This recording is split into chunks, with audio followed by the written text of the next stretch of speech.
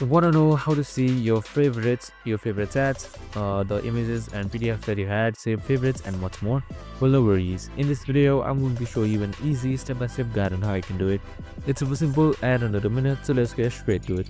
Now, first things first, you can just simply open up Dola.com on your web browser. So you can just simply head towards Dola.com or just simply install the application itself. So we have also created a video on how to install it, so make sure to watch that. So once you've done all of that, here on the top right side you should be seeing your profile right here. So you can just simply select that. It will be your avatar. So right here you should be seeing various options, and right below settings you should be seeing something known as favorites.